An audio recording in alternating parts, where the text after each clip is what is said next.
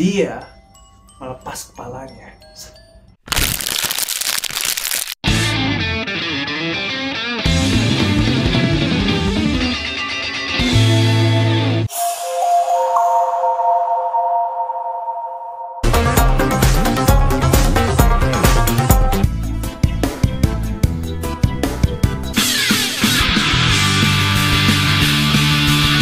Oke guys, kembali lagi bersama gua, Dindi Dilian, di series Cermis, cerita mistis. Nah, di sini ada cerita dari seseorang dimana ketika dia masih di bangku sekolah di Jawa Barat, nggak bisa gue sebutkan tempatnya secara spesifik karena itu privacy.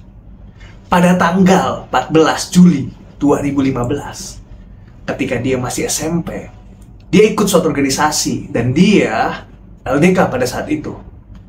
Dimana ketika dia lagi menginap di sekolah, seperti biasa layaknya organisasi, ramai cowok sama cowok, cewek sama cewek nginepnya. Dia bermain seperti biasa, ikutin agenda yang sudah dibuatkan oleh panitia. Ketika suatu momen di malam hari, dia bersama teman-temannya jahil.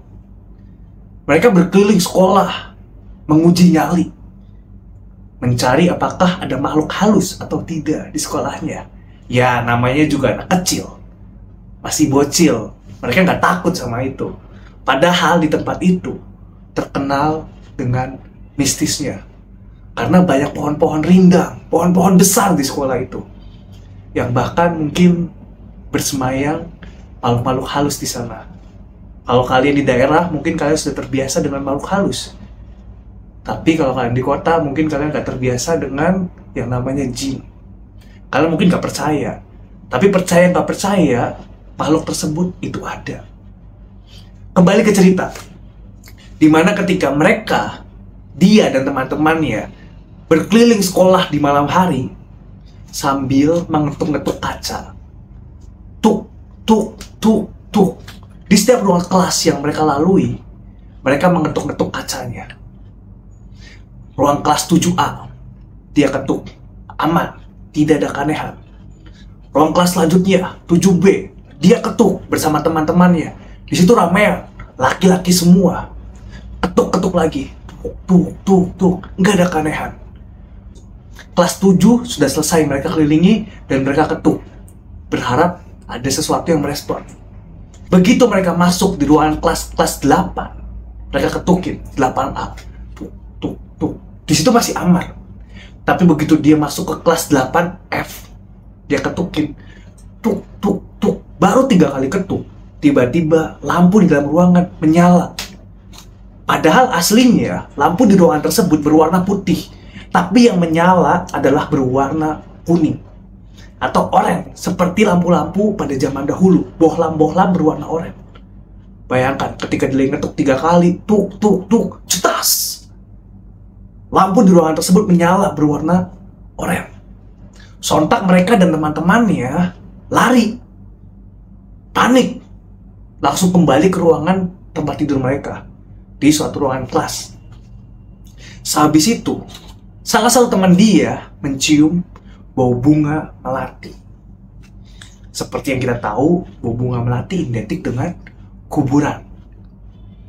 Dan bagi orang, dan di situ ada temen yang bisa-bisaan atau punya ilmu.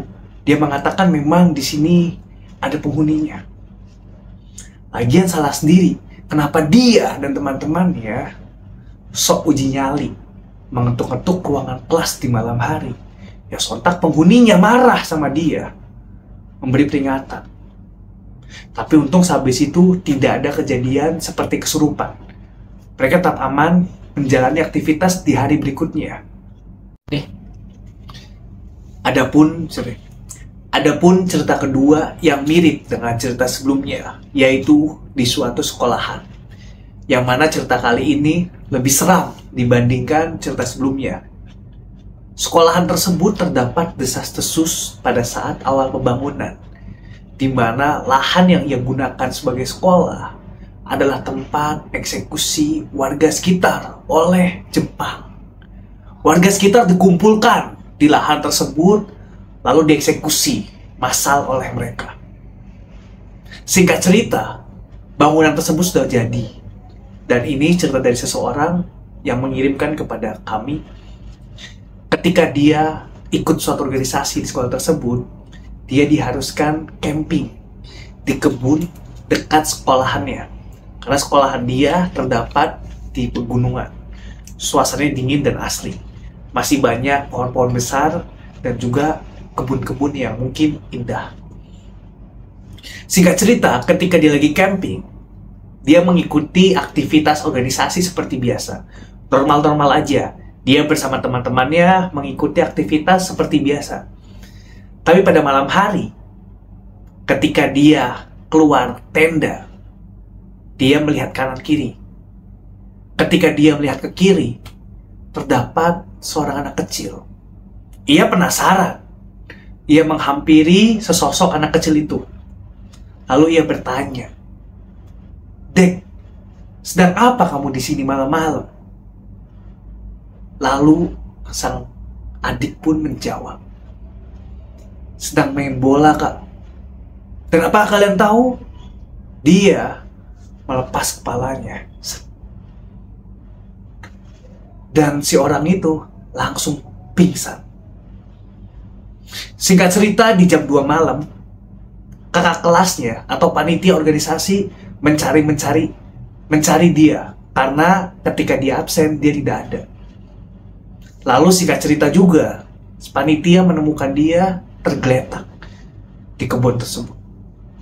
Dibangunkanlah dia.